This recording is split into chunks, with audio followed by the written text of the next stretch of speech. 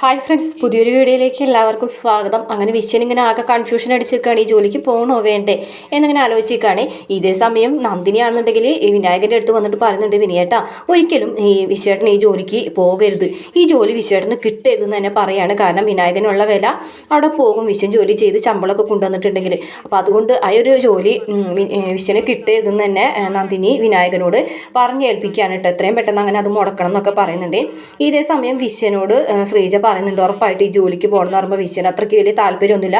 ഇനിയിപ്പോൾ നിങ്ങൾ ജോലിക്ക് പോയില്ലെങ്കിൽ ഞാൻ ജോലിക്ക് പോകാൻ പോകുകയാണെന്ന് ശ്രീജ ഉറപ്പിച്ച് തന്നെ പറയാണ് കേട്ടോ. അപ്പോൾ എന്തായാലും വിശ്വന് ഈ ഒരു ജോലിക്ക് പോകാതിരിക്കാനായിട്ട് കഴിയില്ല, കാരണം ശ്രീജ ജോലിക്ക് പോകല്ലേ. പിന്നീട് കാണിക്കുന്നത് രാത്രി കുറേ വൈകിട്ട് നമ്മുടെ വിക്രം വരുന്നുണ്ട് കേട്ടോ. അപ്പോൾ വിക്രത്തിന് മുമ്പായിട്ട് വേദ അവിടെ നിന്ന് എത്തിയിട്ടുണ്ടാവും കേട്ടോ ഹോസ്പിറ്റലിൽ നിന്ന്. എന്തായാലും വിക്രത്തിൻ്റെ വണ്ടിയിൽ പോകുന്നില്ല എന്നേ ഉള്ളൂ. അങ്ങനെ അത് കഴിഞ്ഞ ശേഷം ഭക്ഷണം കഴിക്കാനിരിക്കുകയാണ് കേട്ടോ.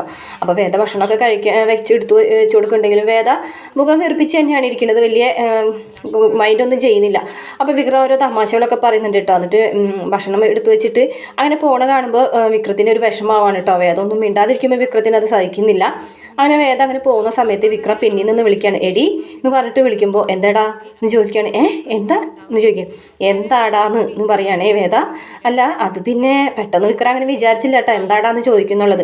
അല്ല ഞാനിങ്ങനെ ഇടയ്ക്കിടയ്ക്ക് തമാശ പറയുന്നുണ്ടെങ്കിലും നീ അതൊന്നും ചിരിക്കുന്നില്ലല്ലോ. എന്തായാലും ഞാൻ ഇടയ്ക്കിടയ്ക്ക് തമാശ പറയുന്നത് എല്ലാതും ഫ്ലോപ്പ് ആവാറൊന്നുമില്ലല്ലോ, ചില തമാശകളൊക്കെ നീ ചിരിക്കാറില്ലേ എന്നൊക്കെ പറഞ്ഞിട്ട് വേദനയോട് കൂടുതൽ അടുക്കുകയാണ് കേട്ടോ.